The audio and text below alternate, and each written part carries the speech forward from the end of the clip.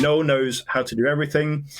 We will, in this time next year, might be talking about a platform or a technology that none of us have even heard of today, and we'll have to figure out how that works. So having that desire to push on, to continuously learn and to be a problem solver goes a really, really long way to success in this field for sure.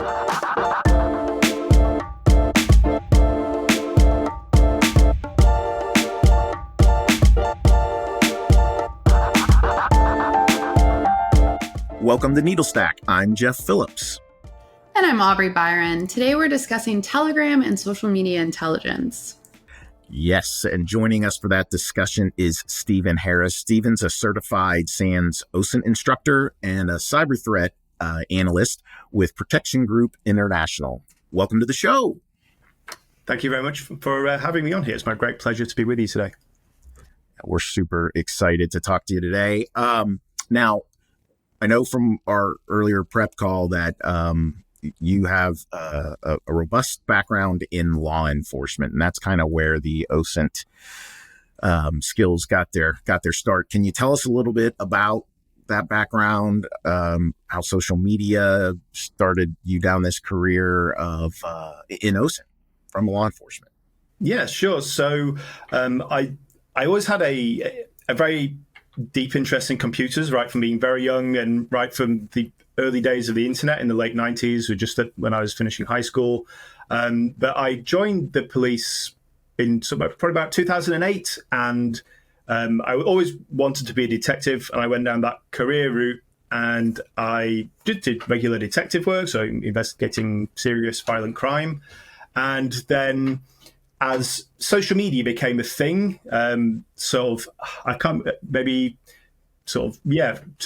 2009, things like Facebook and Twitter became much more widely used, and they suddenly started to feature in most of the investigations, or a large number of the investigations I was looking at.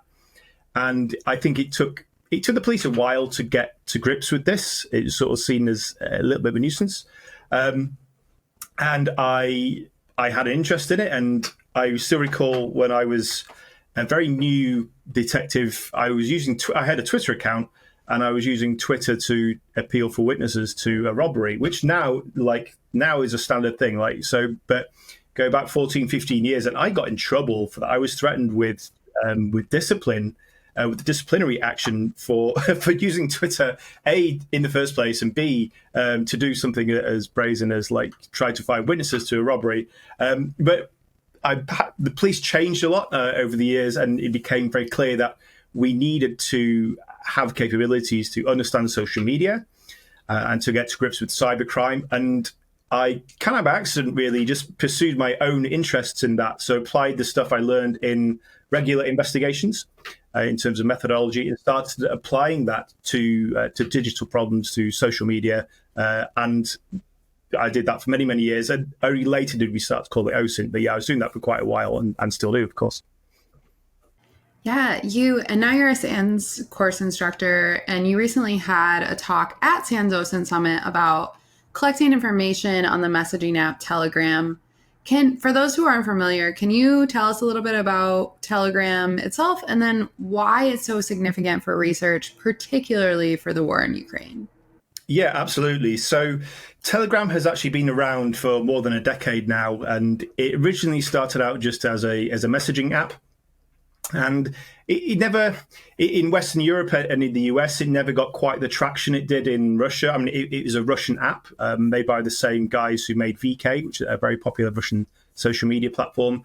But over the years, the Telegram started to add in some extra features that make it more like a social media platform. So instead of just having private messages, you have you have a channel. So that's like a one-way broadcast, a bit like a Facebook page. Or you can have groups where, of course, you can have group chats and discuss particular themes. You can share files, post videos, and so on. So that's been around for a while.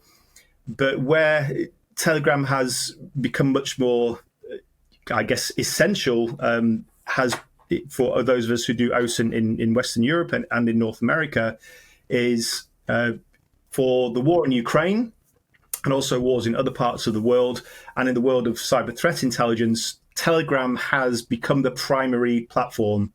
So in the war in Ukraine, for example, probably more I've seen recently that more than half the population of Ukraine and more than half the population of Russia treat Telegram as their primary news source.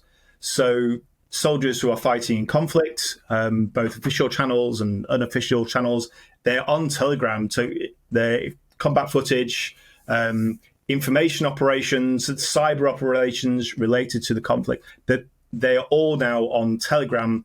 Maybe if you went back 5, 6, 7 years, Twitter might have been the primary source for that. Though I found Twitter has become more of a secondary place now, and Telegram seems to be the forefront for that live time, that primary source information.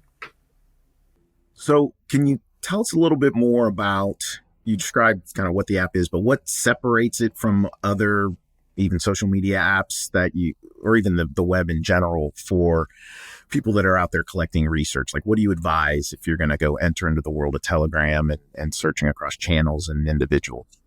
Okay, yeah, absolutely. So it's very different. It's a mobile first app, so you have to have a mobile phone, a cell phone, in order to install the app and activate your account. After that, once you've done that, you can use a Telegram desktop client, which, to be honest, is much easier to work with, and it has pretty much all the features that you get on the mobile device. You don't need much in the way of like verification to create an account. So as long as you can receive an SMS or a phone call to activate the account, you don't need to provide a photo. You don't need to give your real name. You don't have to upload a copy of your driver's license, for example. So actually staying on the platform is very, very easy once you're in there. Obviously, it goes without saying from an OPSEC point of view, not to use your own personal mobile number, to keep that wall of separation between your online research and your private life, of course. But when you load Telegram, it has an okay kind of search facility. You can use it for private messaging amongst your contacts. I and most researchers I know tend not to use it for that. But it's kind of front row seat of what's going on in the world. But you have to find the channels that you want. So let's say, for example, I'm interested in finding out what's happening in the war in Ukraine. I would want to find pro-Russian channels made by the Russian military. I would want to find Ukrainian channels, and I would look for the information operations actors and their channels. And once you find their channels, it's as simple as you join that channel, and then you essentially have a feed for it. So every time they post, every time they share a video, upload a file, post an image, that's all there in the app, just like a curated feed, similar to what you'd see on other apps. And you can search across it a little bit more easily than you can on most of the platforms. So I know we've mentioned Ukraine and Russia and the conflict there. Now, you're a cyber threat analyst in your day-to-day life. How valuable are you finding Telegram on the CTI front? And is there any examples of things or channels even that you may have found and follow? Oh, yeah. There are many of them, and we go back a little bit to find why Telegram has become so useful for CTI. Because the way Telegram is made, obviously it's Russian owned. I think the guys who own it now, they are Russian but based in Dubai. But Telegram they don't cooperate with Western law enforcement or any law enforcement for that matter. So for people who use Telegram, they feel as though they have a certain degree of safety from law enforcement in a way that they would not on, say, Facebook or Twitter or another platform, for example. So because people feel safe, they are more willing to do things which are illegal or borderline illegal on Telegram, such as trading stolen databases, planning DDoS campaigns, sharing content which might be too violent for other platforms, for example. And they can do that relatively safely compared to other platforms in terms of their law enforcement interference. But also, if you're a threat actor, it's a lot easier to set up and run a Telegram channel than it is to set up a website on the dark web. Of course, they serve different purposes, but depending on your OPSEC concerns as a threat actor, it's relatively easy to set up and run things on Telegram than having to worry about keeping my Tor server running and everything else. So in terms of the kind of stuff that you would find there, that's really useful. A lot of data breaches, so stolen data offered for sale. There are many channels which pop up and go away, where they will often share small fragments of a database, and then if you're interested in purchasing that database, you can talk to them and usually buy the full set with a cryptocurrency. Usually, they'll take you to the private chat apps for that. Also, and kind of closely linked to the war in Ukraine and other conflicts as well, is a lot of threat actors will have a Telegram channel. So they will, a couple of Russian ones, Hacknet being one, Beregini, another one. Let's think who else. No Name. These are quite prominent Russian hacker groups, but they will announce, it's the PR wing of their operations. So they will say, today we DDoSed the Ministry of Defense in Sweden because Sweden gave some money to Ukraine, so we will punish them by doing this. And they claim their credit and they announce their targets based on Telegram. So Telegram is a front row seat. It's a primary source to get that kind of information. You said that the threat actors kind of feel more protected on Telegram. I'm curious, is that a feeling that's justified, or is it largely kind of rooted in a myth that they're a little bit insulated? I think no platform is 100% safe. Even if you think about the most organized, the most complex darknet communities, there are still plenty of high-profile threat actors in jail or under indictment who thought they were safe on the dark web. So nowhere is 100% safe. But it's probably slightly easier to run an operation on Telegram, because if I was stupid enough to run my hacking campaign or on Facebook, for example, of course, even if Facebook don't ban me, which they probably would, law enforcement could subpoena Facebook and say, who's this guy? Tell us everything you know about him. And then I have a knock on my door and go to jail.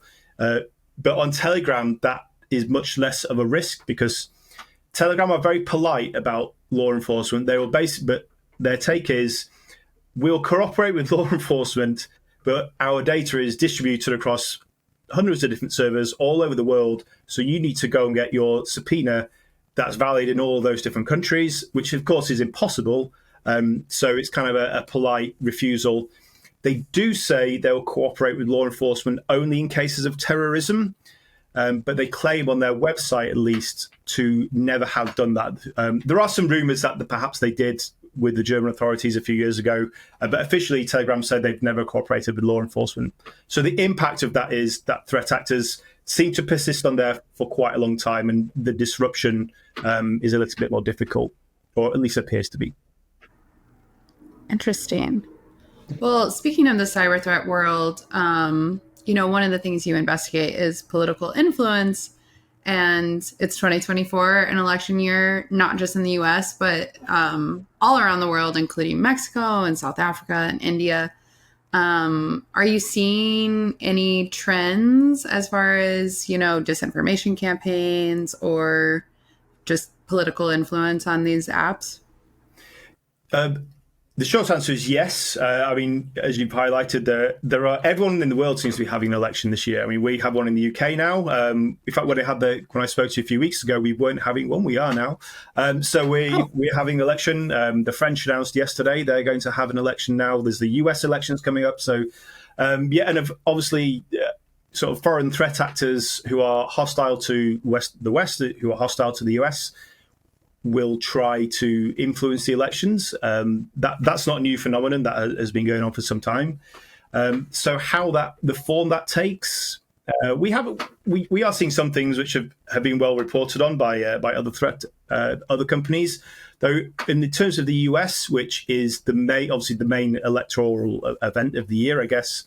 I noticed when Microsoft published their election threat report a few months ago, and they remarked on how it had been relatively quiet compared to 2020 and 2016. That does seem to be changing slightly, and I think that is because we're still a good 6-7 months out from the sharp end of the election. Actually, no, 5-6 months out from the sharp end of the election. So I expect to see an uptick, but sort of political interference, information operations by countries that are hostile to the West. They run 24/7, so they become more of a mainstream news thing during electoral cycles, and they put more effort during electoral cycles. But they're going all the time, and the ones we've been following for a few years are as busy as they ever were. Switching gears a little bit back to your back to SANS and the fact that you're an instructor. You mentioned when we talked that one of your biggest passions in OSINT are teaching folks about the investigative foundations. Can you tell us a little bit about what you mean by that? What are the investigative foundations, and why are you so passionate about them? Yeah, so the key to success, I think, as an OSINT investigator or an investigative professional in any capacity is to understand why you're conducting an investigation, what the parameters of that investigation are, what you're actually trying to achieve, and all the psychological and logistical things that will derail you. Because the bulk of, at the core of good intelligence work is analysis. So you're not just collecting data, intelligence is not like CTF where you just go, here's a flag. The data you collect, you are trying to analyze and summarize what it means for your audience, your client, your boss, whoever. So here's the risk to your organization. Here's the likelihood of this very bad thing happening. Here are some things you need to be aware of. Here are some trends and connections that we've noticed, depending on what your objective is. And the reason I emphasize this so much in the teaching I do at SANS and in sort of mentoring colleagues and so on is the key to success is not skipping the investigative planning and analysis part. It's not the most exciting. So I know, for example, if I submitted a paper to a conference and said, hey guys, I'm going to submit a paper and talk for an hour about cognitive bias, no one would ever accept that paper because it's not exciting. They want to hear about a tool, they want to hear about technique, they want to see a demonstration or a case study, and all that stuff's great. But what will set you up for success as an OSINT practitioner is understanding how to plan an investigation, how to identify your gaps, and how to conduct your analysis effectively. And then, and this is the hill I will die on, by the way, once you've done that, then you decide what tools and resources you are going to choose.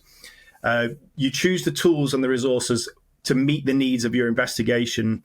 The great sort of a great trap that people fall into is they start with their tool. So I've got my favorite tool, be that one I've made, or it's or my favorite Google Docs, or something we just purchased. They start with a tool and then let that define the parameters of their investigation. And that can cause all kinds of problems. So you'll always, if you come to my class or you ever chat about this with me, you'll always hear me try to encourage it, like understand how to conduct what you're actually trying to achieve first. How are you going to analyze it? What's your final goal? Then pick the tools and techniques that you need to be successful in doing that. That makes a lot of sense in a lot of areas of work or study, right? To create that plan and what do you think the outcomes that you want to get to are, but you got to create that plan versus just jumping into the rabbit holes. Yeah. You mentioned your gaps. What do you teach your students about dealing with bias in investigations, and how do you separate biases from instinct? Yeah, that's a really good question. So the bias it's something that affects all of us. I mean, and it doesn't matter how long you've been in investigations and intelligence for. Bias affects everybody in very different ways because that's how we behave as humans, and that's fine. So we don't pretend that we don't have bias. What we try and teach is to recognize that you do have bias, how to identify it, and then how to mitigate it. But so really, the way bias shows up in investigations is you cut corners to come to your conclusions, because in real life, that's fine. Like if I decide what I'm going to make for dinner, if I decide where I'm going to go at the weekend, if I weigh up whether this guy on the other side of the street looks dangerous, I don't do a full detailed analysis of that. I will just go with the bare facts that are presented to me. I can't do that when I'm writing an intelligence report. But when we have gaps in our information, we tend to quite naturally close those gaps. We just fill in based on our own experience. So I don't know about this guy here, or I'm not sure how A is linked to B, but I reckon it's probably something like this. And the way we close those gaps, even subconsciously, is we bring out our bias, and usually in a way that is not always obvious to us. We don't consciously do it. So 3 really common ones that are common pitfalls is confirmation bias. So when I'm doing my research, I have a particularly strong view about a hypothesis or a certain group or a certain operation or so on. And I only look for evidence that supports my existing viewpoint. That's really, really common. It's a well-known logical fallacy. It's a well-known challenge, but we still do it all the time. So confirmation bias is a really tricky one to deal with. Availability error is another one. That's my sort of second most common bias, I guess. Availability error is when we take the data that's most readily presented to us, even if it's not the right one for our case or the right one for our project. Really good example, or simple example, I suppose. I'm researching somebody, so I'll go straight to Google, I'll put their name into Google, and I'll begin to work from the first 5 Google results. Why have I chosen those? Because they're the first 5 that are presented to me. Google might not be the best search engine. English might not be the best language to search in. Maybe the person I'm looking for, Google isn't going to be helpful at all because it doesn't index the data in their country. There might be a better resource hidden on page 250 of Google resources that's actually better. So availability error is just jumping at the things that present themselves most readily to you, even if they aren't the right bit of data that you need. That's my second sort of biggest analytical enemy, I suppose. And the last one is a logical fallacy called the law of the instrument, or the golden hammer, which kind of people have been using that term for a while. But the law of the instrument, it means I have my favorite tool, therefore I will always use this to solve all my problems. So the guy, the philosopher who came up with this, he came up with a saying, if you only have a hammer, every problem looks like a nail.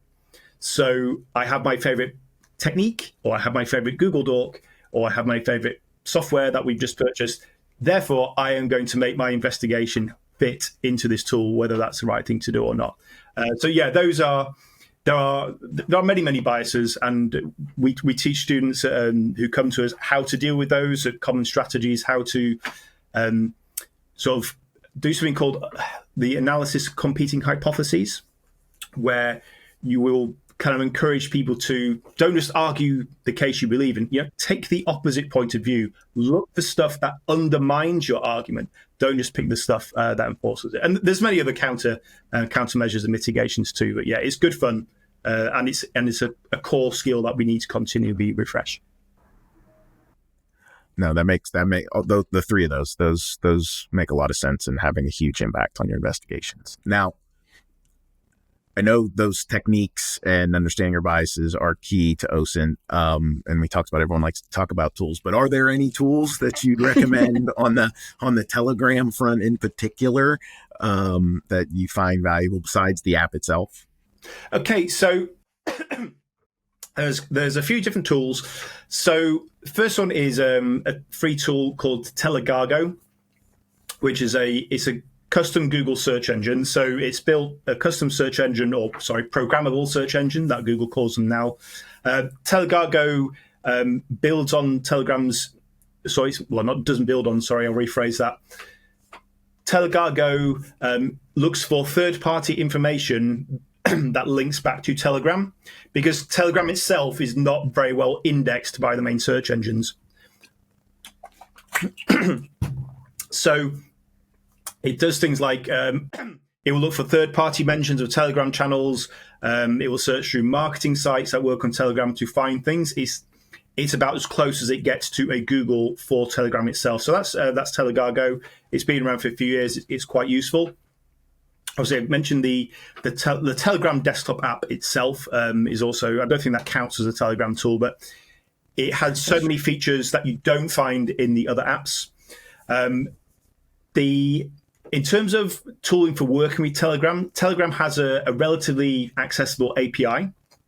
So there are a lot of third-party tools and bots made for Telegram. There